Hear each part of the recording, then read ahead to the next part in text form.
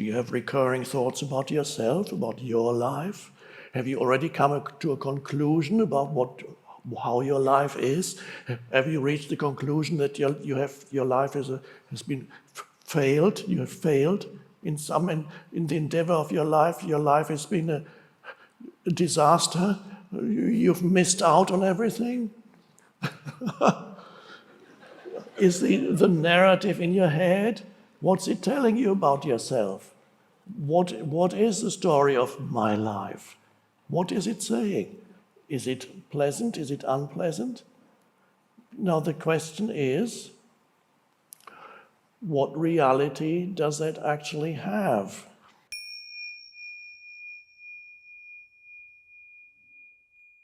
Of course, it's connected with your past, your historical past. You remember the past, you remember the things that went okay, you remember the things that didn't go according to expectation. And out of that a narrative forms, and you call that my life. Now, a great degree of unhappiness in humans that they live with on a daily basis does not arise from the situations they find themselves in. A greater amount of unhappiness arises that is created by an unhappy narrative in their minds, which they call me and my life. And they don't know that. If they could look through that and see that a large amount of unhappiness in my life, and unhappiness could be anger, it could be sadness, it could be resentment, unhappiness can take many forms. Even a slight irritation is a small form of unhappiness.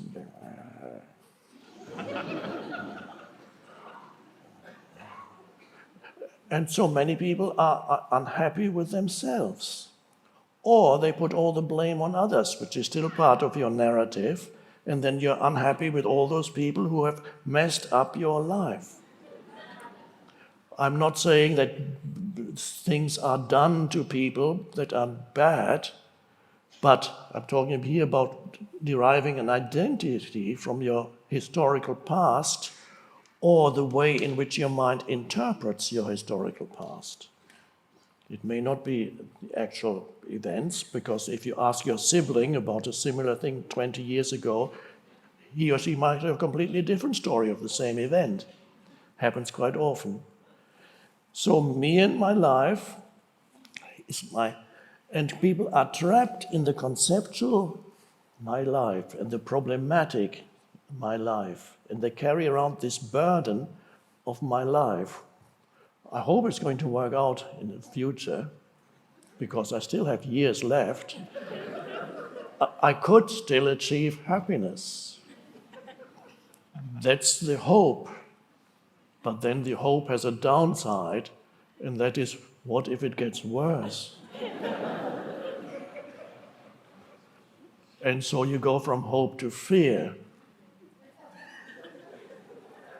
And of course, I can tell you it might get better for a while,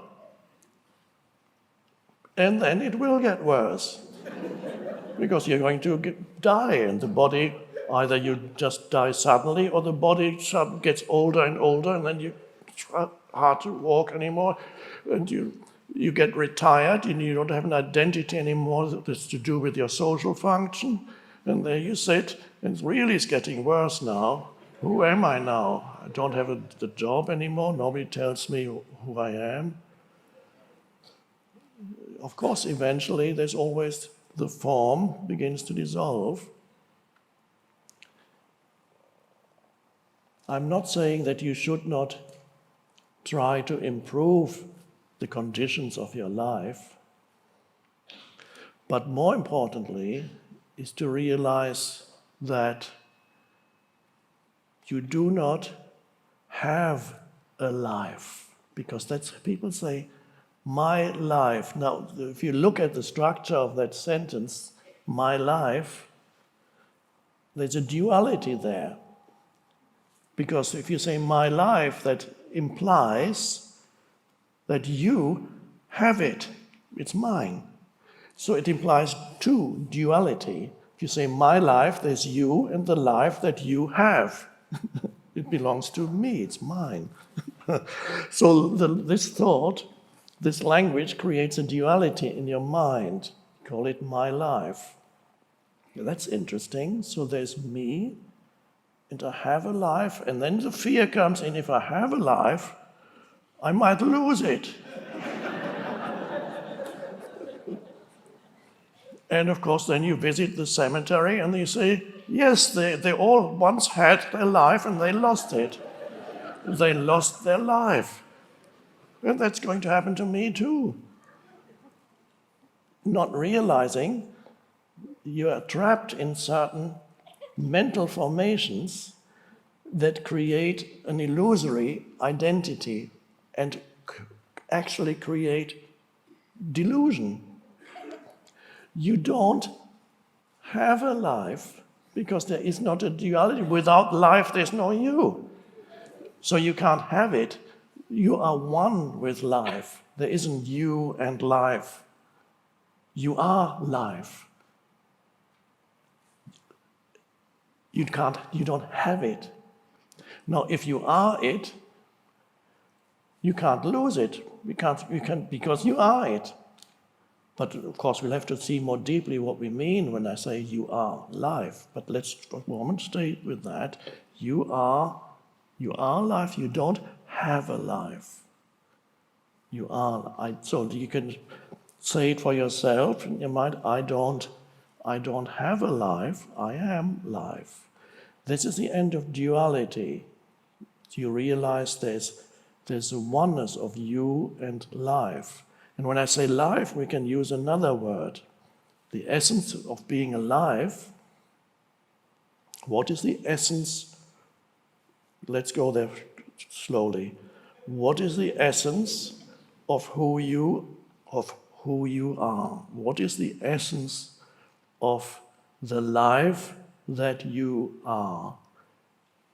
Okay, now normal humans, which means unawakened humans, say, well, the essence of my life is my, whatever they identify with in there. It's my possessions, what I have, what I know, my body, all those things that I identify with. That's the essence of who I am, is whatever I derive my identity from. It could be the physical body, or it could be my car, or my house, or my work, my function in society, or it could be friends that I have, things that I have attained. It could also be, these things are all in the mind also. Because when you let's say your sense of identity, which is you compare yourself to others all the time. There's this you do when you're in your mind. You compare yourself to others. Let's say your body looks better than other people's body for a while. This too will pass. But for a while, you can get in there and then you become, this is my body. That also is a mental formation. But so it's not so much you identify with the body, you identify the thought of my body. That's what you identify. You don't identify with your Ferrari, if you have one. It's the thought of my car, which makes you superior to others who only have a little car. Or your body makes you superior to others who have a puny and weak body. So you can display, for a few years, you display your body on the beach and feel good about yourself. And after a while, a day comes when you look in the mirror and say, what happened? there's something wrong with the mirror. In the past, the mirrors that people made were so much better than the mirrors now. So for a while you identify with this or that. That is quite normal. And so when I ask what is the essence of who you are, most people would tell you, well, this is who I am, this is what my identity is derived from this, and this bundle of things is who I am. It's not always positive, because I was just talking about having a body that looks better than other people's body. You could have a body that looks worse than other people's body. And so that serves too. You could either you look for something else that gives you an identity, like actually you're more intelligent than all these stupid beach bums. So you can say, oh, look at these people, but you have so much more knowledge and intelligence, you can look down on them.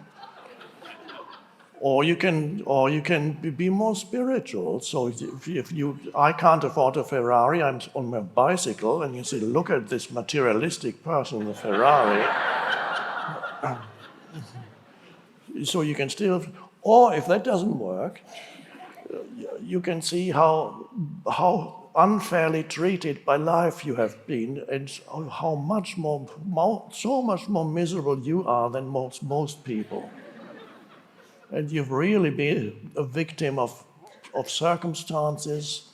You've been a victim of your birth and of your parents did a dreadful job with you. Maybe if their parents had been more conscious, things could have worked out, but they weren't. So, but that also gives you a strong conceptual identity. So if you can't have a positive one, the negative ones can be just as strong, if not stronger.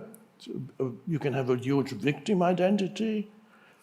It's a favorite thing. Sometimes in the collective, certain egoic things become fashionable for a while. Nowadays, the victim identity for certain groups of people are very fashionable, so people can feel, oh yes, we are all being victimized by those people, and of course there's some truth in it, in some cases. But that doesn't, but to derive an identity is a delusion. To derive a sense of identity from that is a huge delusion. That is not who you are. That's all my life, that's all. So if you are not all those things, so when I ask, who are you? If I ask that question, don't go, let's do this for a moment, don't go into the past. Can you feel or sense who you are without reference to the past in you? You don't even need to remember your name right now. What for? You don't really remember your email address or your phone number or what happened to you 10 years ago. Don't need to remember that. Can you still get a sense without reference to your personal history? Can you get a sense of beingness or presence? There's no past in that at all. But what is that? You can't really describe it. All you know is that you are. I am. You can sense the underlying beingness or presence of you. But to really sense it, what needs to happen is that for a moment, the stream of thinking needs to subside. And it may be happening for many who at this very moment. The stream of thinking that is normal for most people, that never stops except when they fall asleep, the stream of thinking for a moment subsides. And when I asked you whether you can sense yourself without reference to your personal history, what I was really talking about, what I was really asking was, can you get a sense of your presence without thought?